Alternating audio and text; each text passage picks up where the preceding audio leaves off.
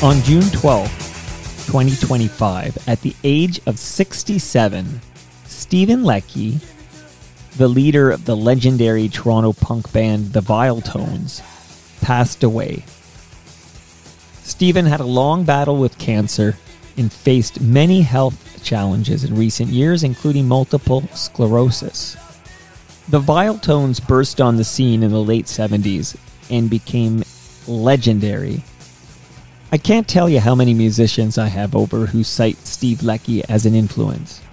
But really, what do we have? We have the EP, Look Back in Anger, released in 1978. We've got The Last Pogo, the documentary from FOTM, Colin Brunton, that was recorded on May 1st, 1978 at the Horseshoe.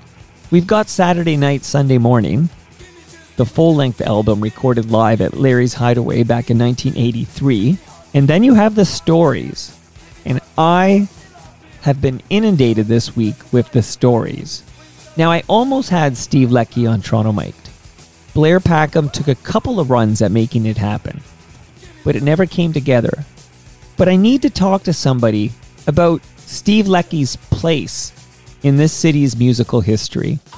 Liz Worth wrote Treat Me Like Dirt, an oral history of punk in Toronto and beyond. And it's a very in-depth account of Toronto's early punk scene. Recent FOTM Kire Paputts is not only the son of Chris Paputts, a.k.a. Chris Haight, who was in the Viletones with Steve Leckie, but he worked with Colin Brunton on The Last Pogo Jumps Again. I called up Liz Worth and Kire Paputts to discuss Steve Leckie's role in all of this and who he was, warts and all.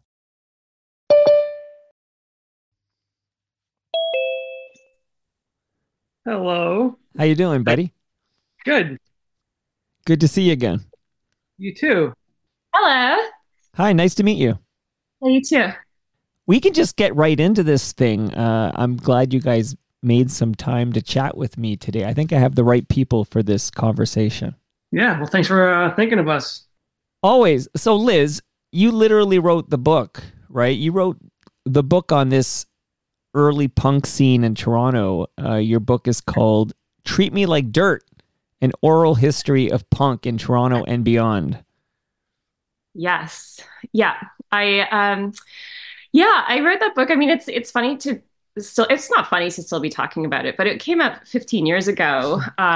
So it's great that people are still interested in it and that history continues to resonate. At the time that I was working on it, and the reason that I wanted to start it was that it seemed like a lost history. There wasn't a lot of documentation around Toronto punk. There had been some media coverage when the movement first started in Toronto, but a lot of the media coverage was actually quite critical of punk and made fun of it a lot. It wasn't so much an effort to archive what was happening or to give it any sort of cultural significance. And so it was really challenging for me to find anything about punk in Southern Ontario, which is what I was really driven to find out about just for myself as a fan. And so when I started the book, it was really coming from a place that was a labor of love for me, because I was so curious as to what had happened here. And when does Kire enter your life? Like, Kire, your dad was in the Viletones. Yeah. I remember getting a phone call from Liz asking me for my dad's phone number. That was our first interaction. You're trying to get a hold of him. And then just after that, you did a news article on me for the Toronto Star. Yes.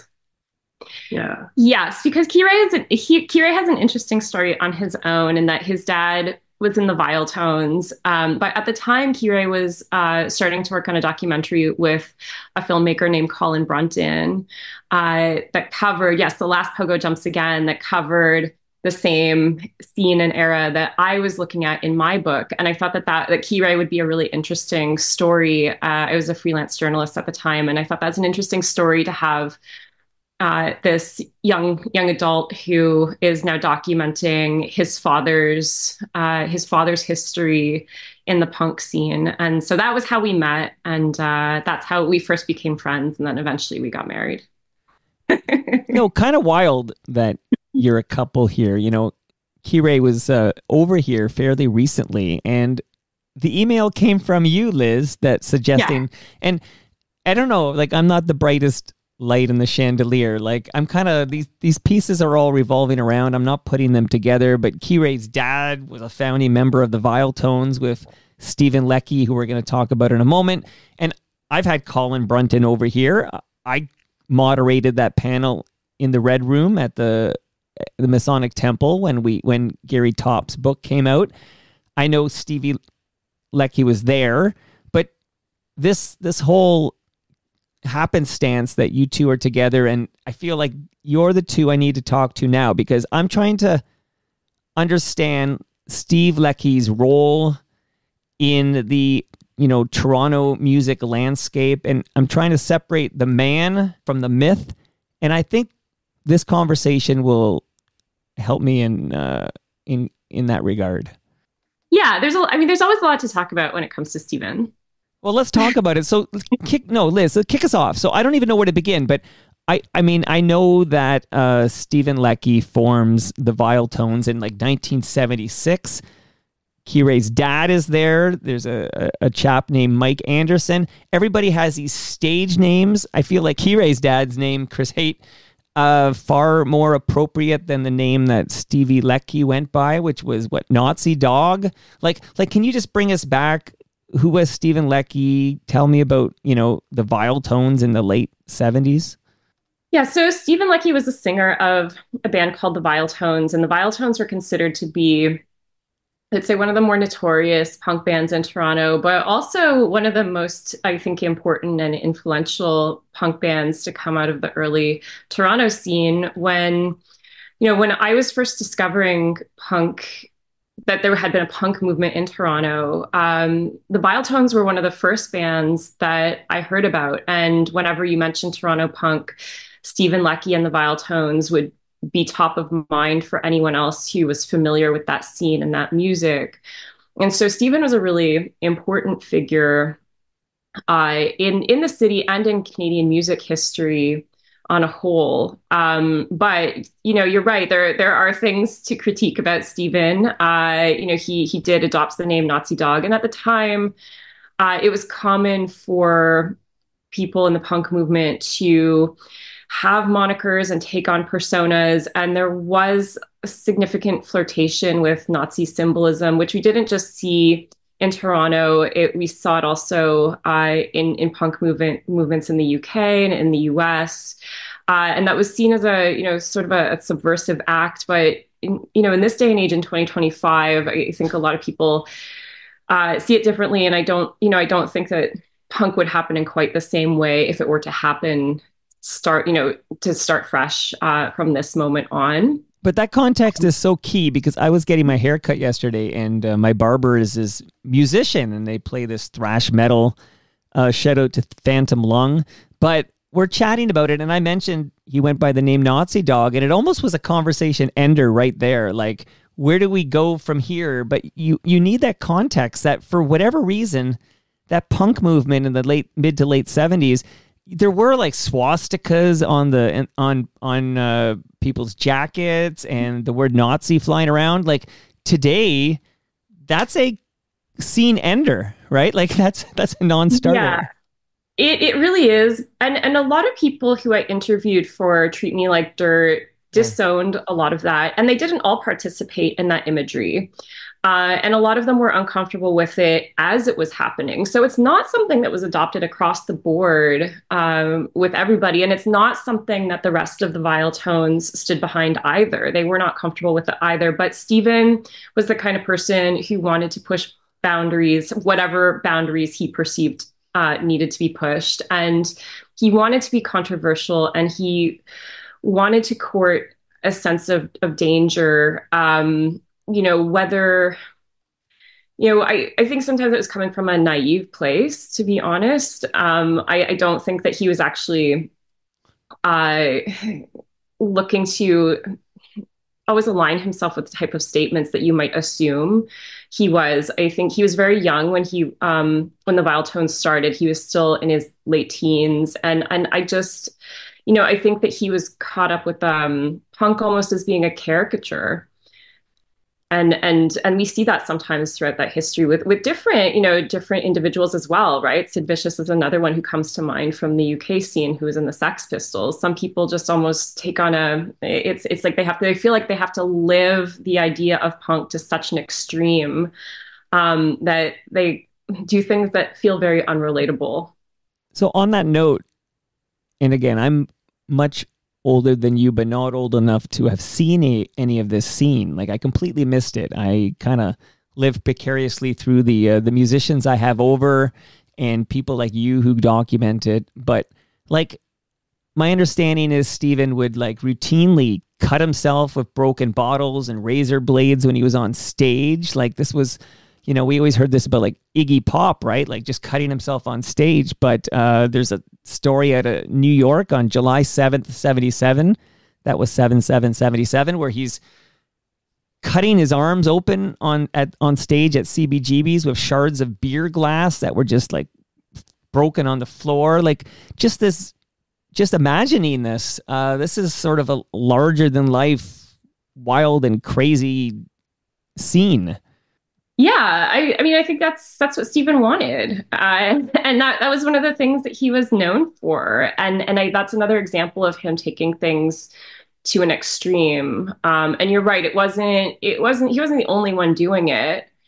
Um, but I think there's something about Stephen who may, this is speculative, Sure. but from what I feel I know about Steven, I think that part of him felt like he had to take it that far. Like basically go big or go home. Yeah, and I don't know if it's true that he had to, right? He could have just focused on singing and honing a skill as a singer and really focusing on developing some kind of talent as a musician. But I don't think that Stephen was actually a musician. I think he was an artist. And I think in particular, he was a performance artist. The Viletones have great songs, but I don't think that people are going to hate me for this, but I don't think Stephen was a really great singer. And I don't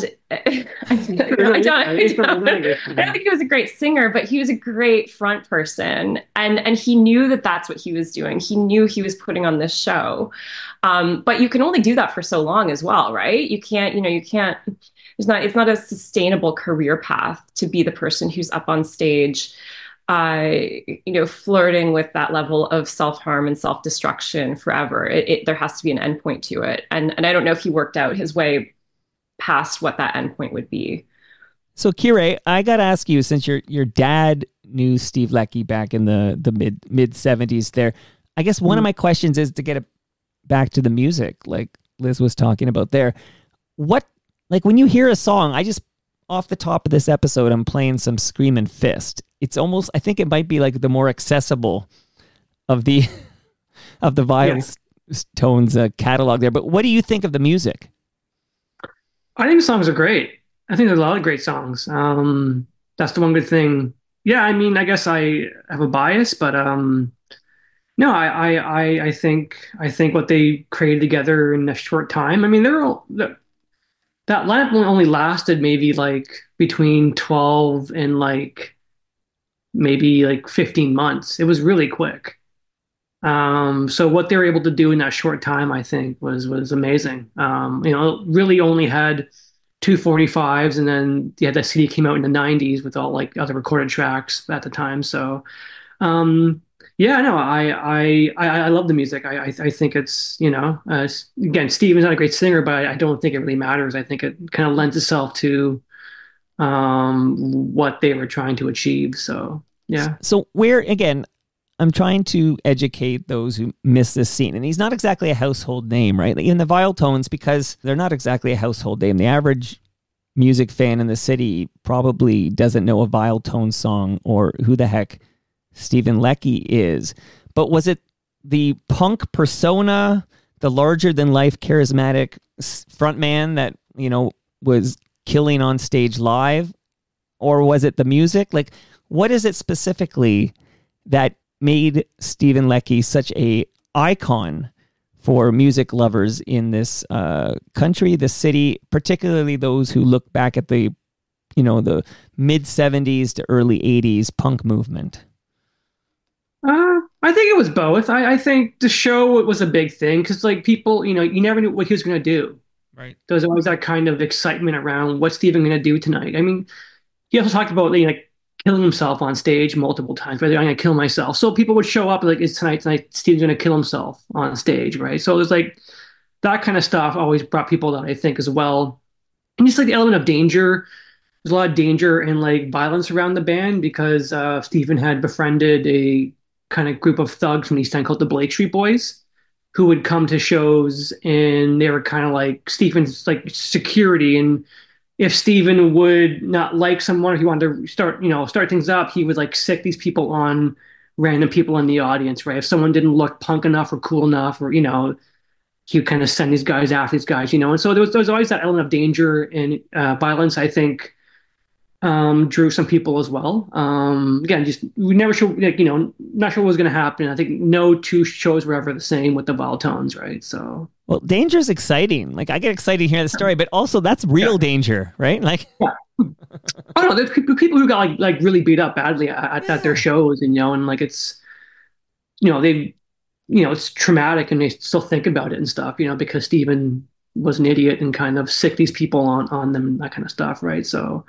I think that was a big part of it. Definitely was the show and who he was. But I think the music itself, I mean, the live recordings of the band, they're not great. They're like, they'd be trash sometimes. Or it's I think when you hear those studio albums, like, yeah, they were probably a little more sober and together and practicing, so it came together better. But I think a Viletones show, it could have went either. Could have been if they were sober, it was probably pretty good musically. If they weren't sober, it was probably terrible, but it made up, but it was just, again, it was a crazy show, so it was just fun to be around, right? So 1, 2, 3, 4.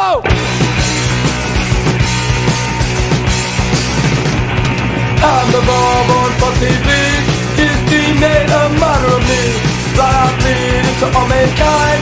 And my body, baby, not my mind, no. I'm a rebel, an author. You're a rebel, unorthodox. Got the guts, commit suicide. No one kill me, just pass me by. I'm young now, but I feel so old. Don't believe no one knows, got no, oh no. I'm a rebel, unorthodox. You're a rebel, unorthodox. Just like it's for you. Get the power of the SLQ. Come here, baby, you can join in too. You just do what you wanna do. Go. I'm a rebel, an author. You're a rebel, unorthodox.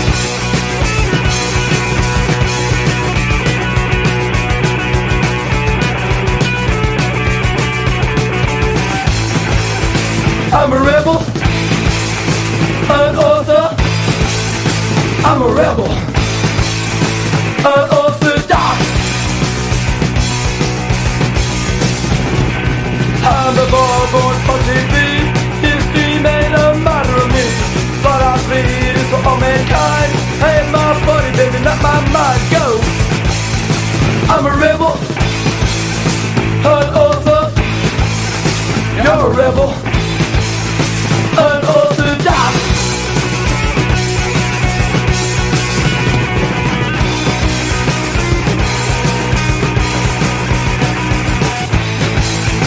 I'm a rebel. And you worked with Colin Brunton on the last Pogo Jumps Again, which we mentioned earlier. Yeah. What was your experience like with Steven Leckie at that time? And beyond? Mine was, he was kind of reluctant to talk to us at first. I think you probably had an easier time speaking to him than we did with your book. But eventually he came around. And then we did a long sit-down interview with him in a park. And that was basically it, you know, and it was like a few hours long. We got everything I needed to get out of the way. I think the good thing is talked to Steven kind of later while filming, so I kind of knew exactly what I needed to get from him to make it work. Because I think if we tried to go back to him, it probably wouldn't have gone so well. But yeah, we sat in the park and, you know, he laid everything out. I think, you know, he was pretty upset with how he was portrayed in the film, unfortunately. Although I think, you know, it's who he is, so that's something he's gonna has to deal with. So there was a lot of hate towards me and Colin afterwards, for sure. So, but to his credit, I remember like he came to the premiere of the movie and he sat through, you know, 3.5 hours of people like yelling at him on stage and booing him and laughing at him. And you know, he sat there the whole time and, you know, he was pretty quiet after the screening and kind of just left. But, yeah, I mean, you know, it's not easy to sit through 3.5 hours of a room packed of people like booing you and laughing at you and stuff, right? So, yeah.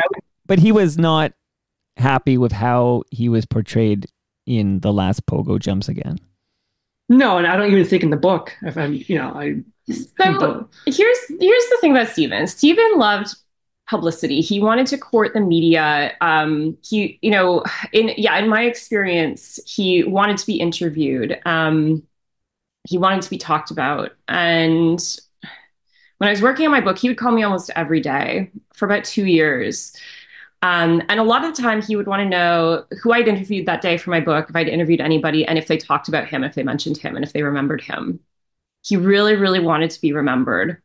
But I think that he, you know, was a very sensitive person as well. And he didn't know how to handle those emotions. And so when he saw the stories about him reflected back to him, whether they were in a print article, whether they were in the documentary, whether they were in the book, I don't know if he knew how to sit with that, if it wasn't outright praise, or if it wasn't how he perceived himself to be. And I don't actually know how he perceived himself to be, because he seemed like he wanted to be known as this wild, uninhibited, unpredictable individual. But he could be very difficult, as much as he wanted to have press and publicity around him. You know, I did some stories because he was getting the Viletones back together when I was working on my book, a different lineup. They had some shows coming up, and I did some freelance pieces around those shows. And I had mentioned, when, you know, as you do often in an interview, you know, I set it up just saying I met up with Steven Leckie over a couple pints at a bar on Queen Street. Here's what we talked about. And he would call me up, you know, why did you say we met at a bar? Why did you say we were drinking? And it's like, Steven, we were.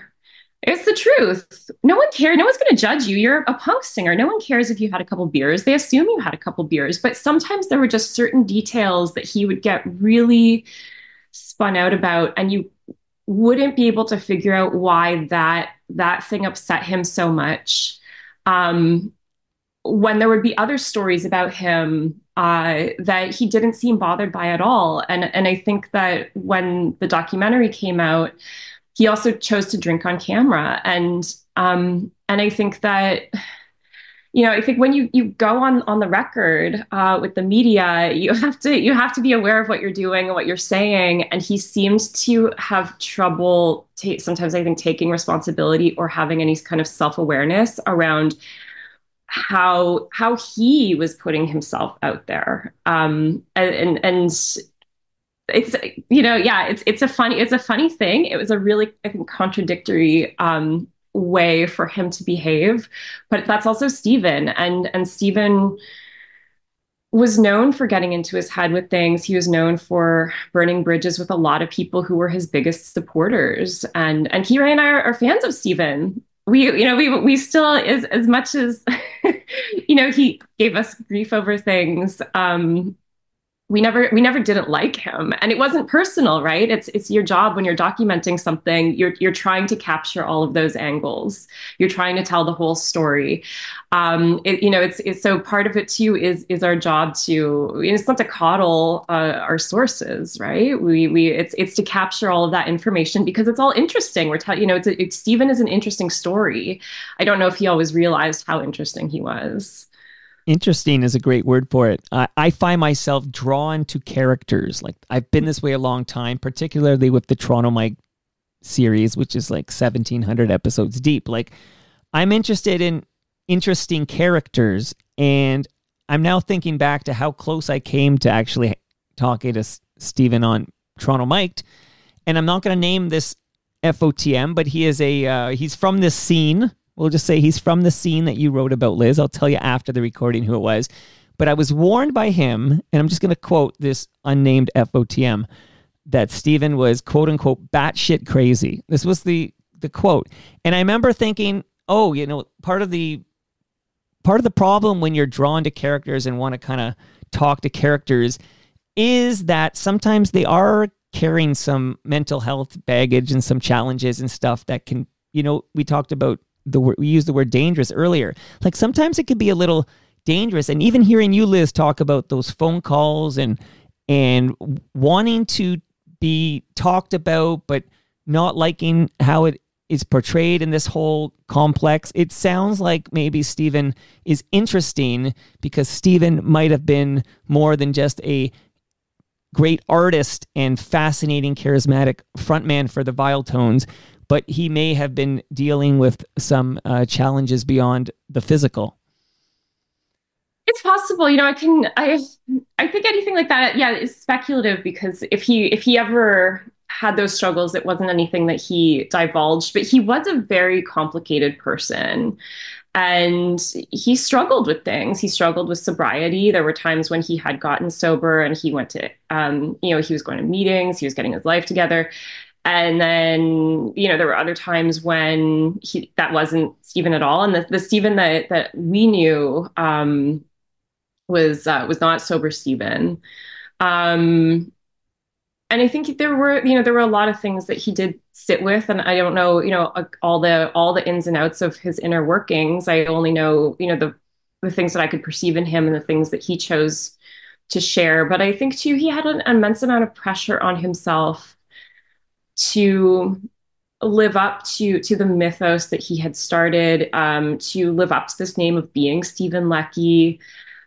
He never really broke away from that, right? And he would go through these phases where, every several years or so, he'd want to get the band back together and do a bunch of shows, and then that would fizzle out again. And a lot of the guys he worked with over the years couldn't work with him after a while because, again, he was really difficult. But he wanted this, but he couldn't organize himself to get to that next level that I think a lot of people saw he could get to, and there's no, I don't think there's anybody in the scene who people wanted to see win as much as they want to see Steven win. But there was just something about him where he was the ultimate saboteur in his own plans. He just, I don't know. It was, he was really, again, complex person, extremely charismatic. He could be really lovely. I know he could be an incredible person to sit and listen to and so articulate. But then, he could also just be such a pain in the ass. Kire, I have a question regarding your father.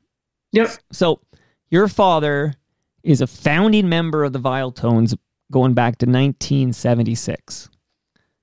Kind of. It's a bit. So their first show at the Colonial Underground was a different bass player for one show, guy Jackie Death.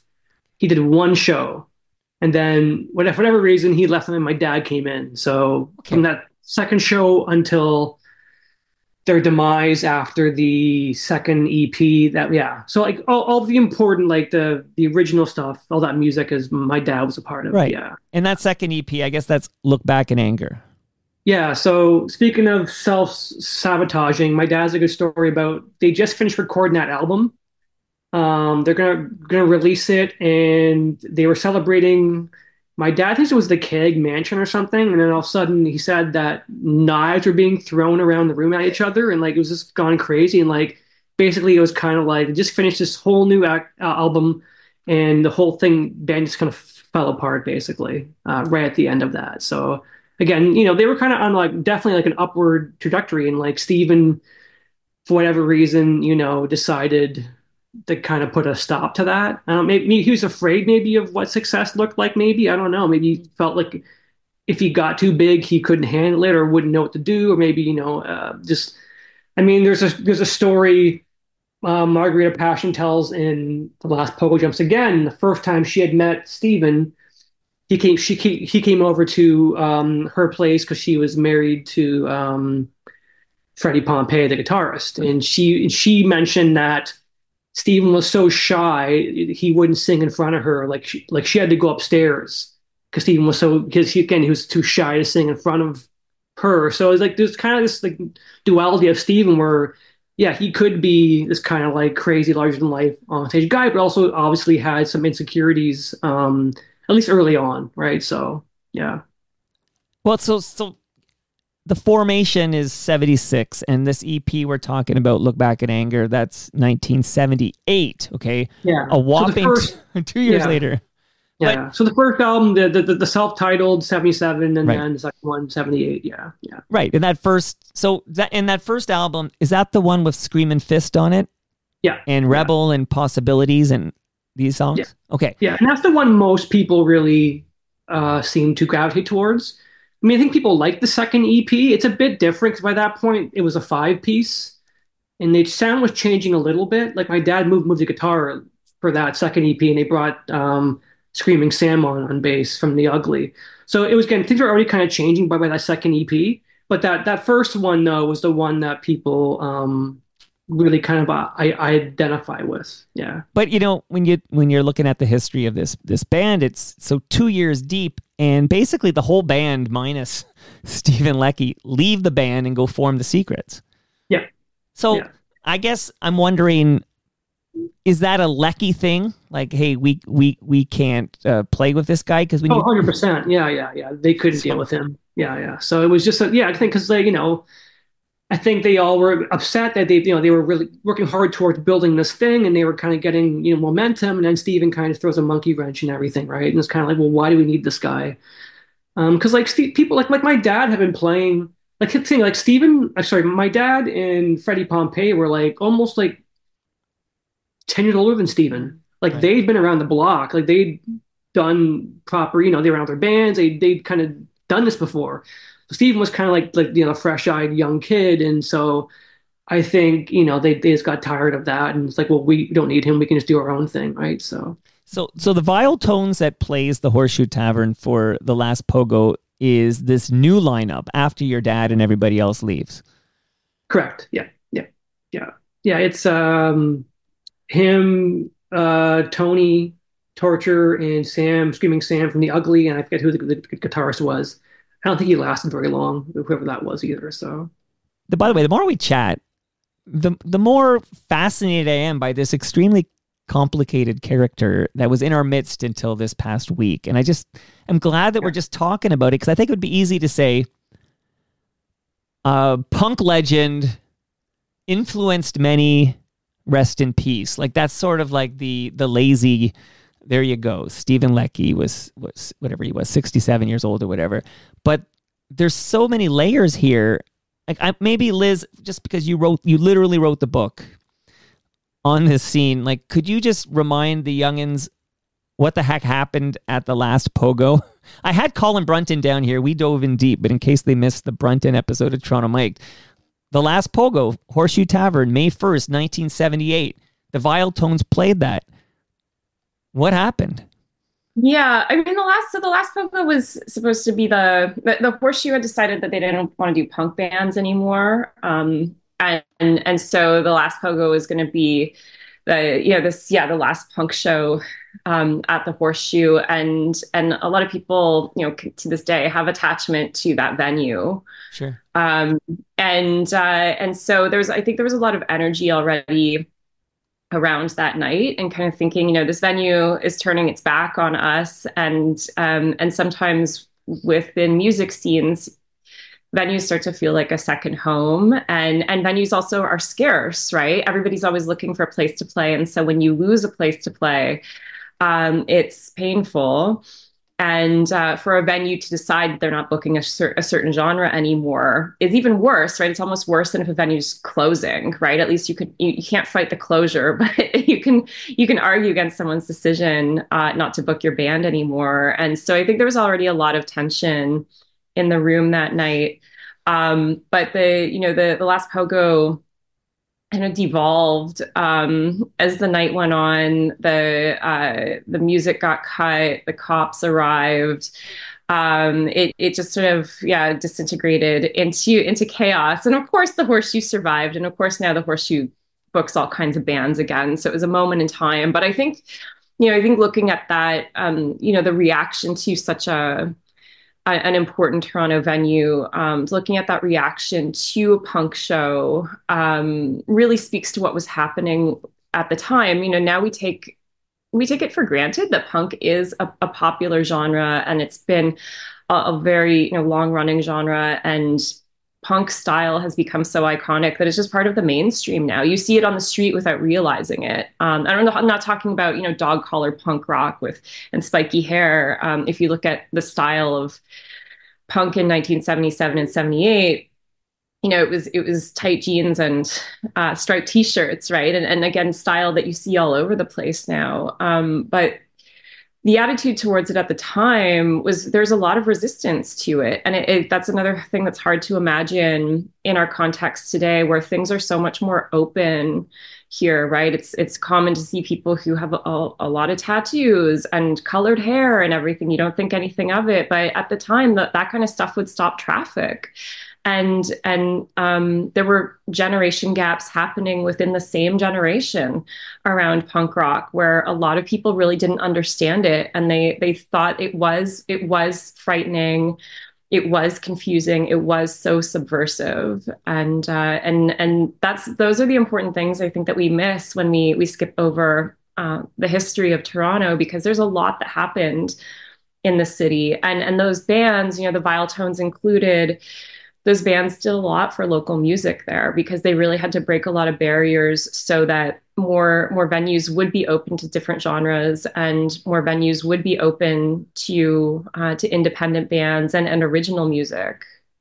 So if we open up the scene to not just Toronto, but let's say GTHA, right? Like Greater Toronto, Hamilton area, we got to get Teenage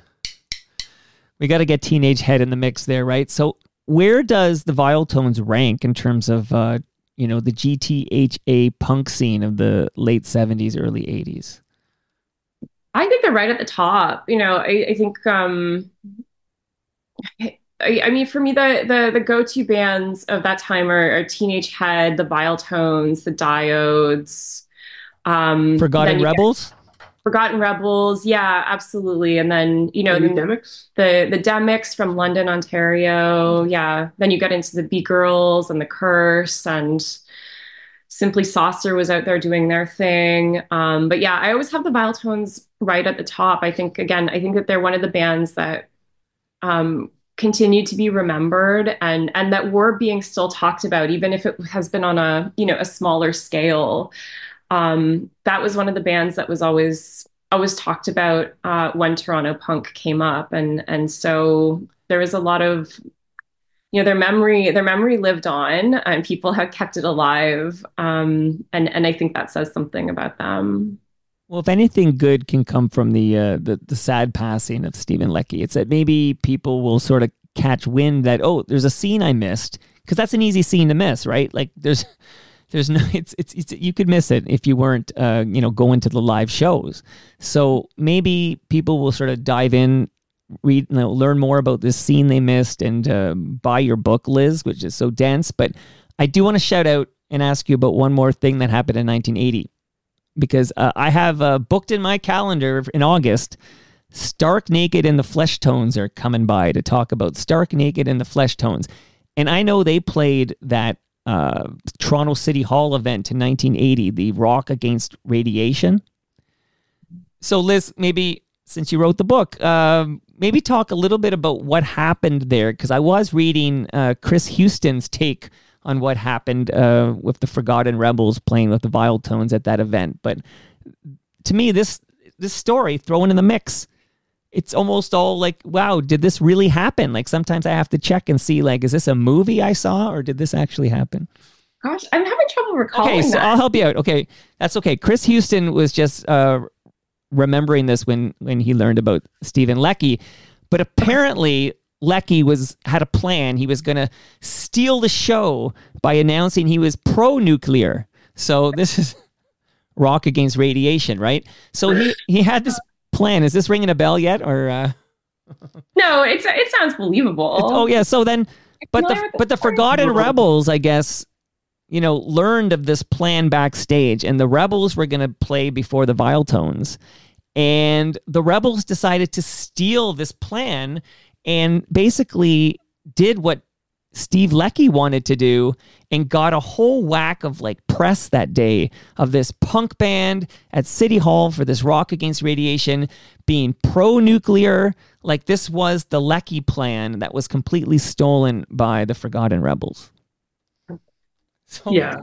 So, I mean, the thing about Steven is there's so many great stories, and you're not really sure how much of it is bullshit and how much of it is actually reality. And I think that's for me what I like most about him, and I'm gonna miss is like kind of like the lore is kind of ending now. Like there's not gonna be more crazy stories of Steven kind of coming out. Because there's so many interesting stories about Steven.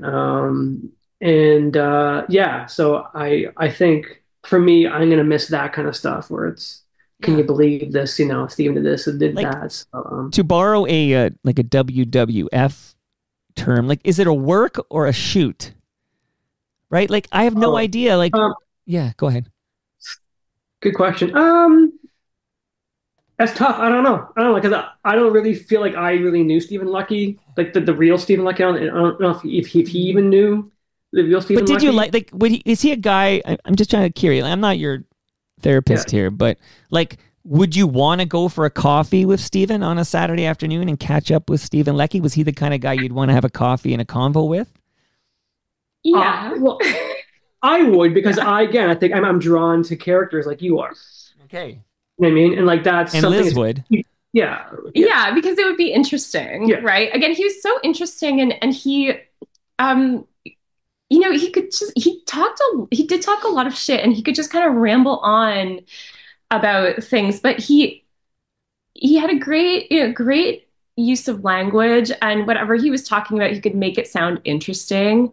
And he did have so many stories, and he, sometimes he also was a story, right? And before I had ever met him, I would hear about, we would call them Steven Leckie sightings. You'd hear about him, go to Suspect Video on Queen Street and having, interactions with the staff there or whatever, right? There's, there'd always be these little stories about him floating around the city. So it's strange to think that he's not around anymore. And those, even those little sightings are over now. But he could be so interesting. I think the challenge with Steven for a lot of people was that he was really needy in a lot of ways, and he didn't, again, always know how to, I think, sit with his feelings, and so, he liked people who could offer him something, right? Like writers and journalists who could maybe, talk about him or get him in the press, but then when they didn't do things exactly how he wanted, or when they weren't,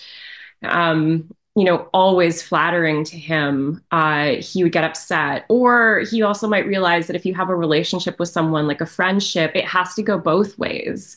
And sometimes people might also need to talk to you. You can't just be the one talking all the time.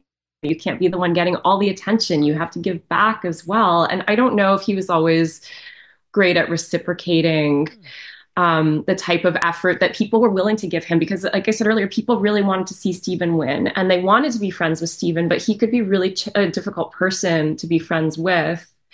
But I think that we're both really grateful that we got to spend time with him and we got to know him and we got to archive some of his life, whether he liked the way we did it or not, because he was a really important person in Canada, and I think there are a lot of the artists from that time did something that was really significant that unfortunately Canadian culture hasn't paid enough attention to, and that's typical for Canada. We tend to praise artists from outside of here. We don't do a really good job of looking at what's happening from within, and that's an unfortunate situation for us, because then you have whole generations of people thinking that punk rock just came from England or just came from New York City, and they have no Pistols, idea. And then it was the Ramones, and then they're like yada yada yada. Yeah.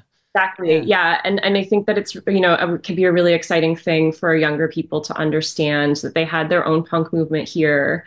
And that it was just as interesting as anything you'll hear about from the Sex Pistols or the Ramones or anyone else. No, well said. A lot of thoughts in my head. One is I just want to thank you both for sharing these stories. I think you're doing important work, and I hope you keep it up, because you sharing these stories means dummies like me have a place to go to catch up. So thank you. Yeah. Thanks for asking us. And just a little more on Stevie. I feel like I could talk hours about this gentleman. Quick question. Did he ever say to you, Liz, I regret giving myself the moniker Nazi dog? Like, did he actually at some point realize this was a poor choice of handles?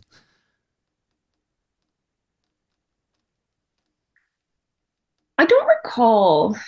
I know that I remember other band members like Chris and Freddie Pompey and Motor Mike were not comfortable with it. I mean, no, he never did to me. But although there's other like weird, you'll find like the odd clip online where I remember I saw one he was talking to someone from City TV. And this is like maybe like late 80s, and he's like he did kind of regret it. Because he went through different phases, right? I mean, Steven, he did get sober for a bit. Like, the band went they went rockabilly for a while. They weren't even punk anymore. So like it was an interesting kind of like journey. But I think by the time he got back to when we kind of ran to him again, I remember asking him that, and he didn't have any issues with it. I'm just curious, it's a way to kind of get attention. He thought, it was just like another way to kind of. Yeah, I'm wondering. I'm just curious. It was easy. Yeah, I think it was easier back then, is also in the late 70s, to like get attention for saying something outrageous or being outrageous. It's a bit harder now. People have kind of caught on to that, but at the time, So to wind us down here, and I've learned a lot, but I feel like the more we talk, the more questions you have. That really I need to sit down with Steven Leckie, and that's never going to happen, sadly. So what I hear almost like he was almost like a charismatic frontman, a superhero of sorts on stage, great stage presence, and then he had the theatrics surrounding it, the very punk theatrics with the cutting, etc. And that he was also simultaneously, concurrently, very, very human with all the flaws that come with humanity. And this is the contrast, right? Where you have this larger than life Iggy Pop like punk legend and this complicated, flawed human, and hence all the fascinating stories that I've been inundated over this past week. And I, again, thank you both for chatting with me about Steven Leckie. Yeah, thank you. Thank you. Yeah. Hopefully he appreciates it. Recording stopped.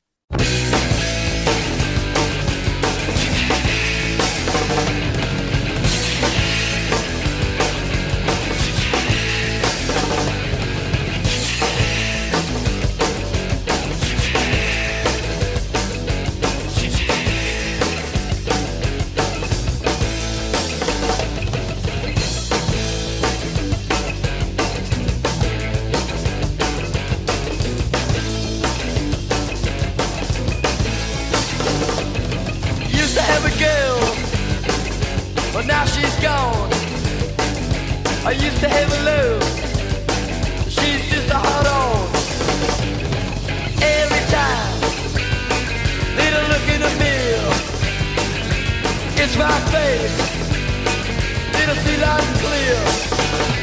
Well, danger boy, well, danger boy, call it danger boy, well, danger boy. I need a gun, I need a little gun, gonna have a lot of fun, wanna give me a gun.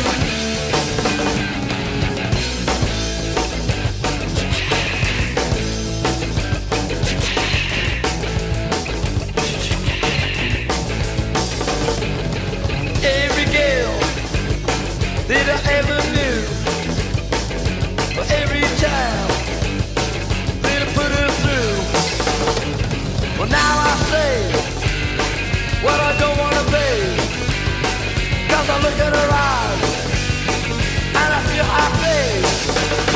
Got a danger boy, I'm dangerous, danger boy, and I need a kick, danger boy, lot of fun, danger boy, I need a gun.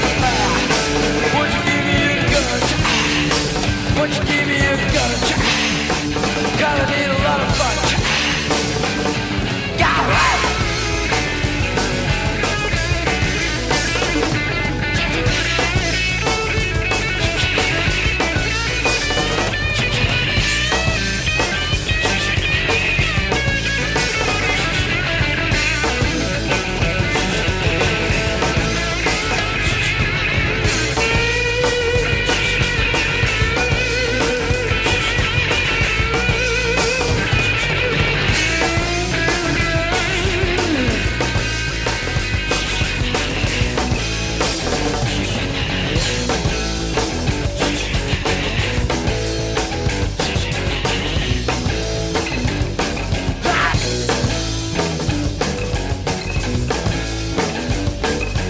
Used to have a girl, but now she's gone. I used to have a love, but she's just a hard on.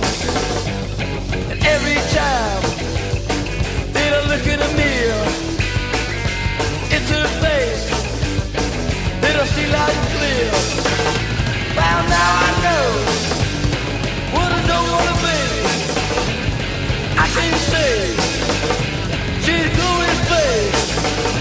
Wow, danger boy, I'm dangerous, danger boy, I don't need a kick, danger boy, lot of fun, danger boy, I need a gun. Won't you give me a gun? Won't you give me a gun? Gonna need a little fun. Gonna need a gun. Press, money.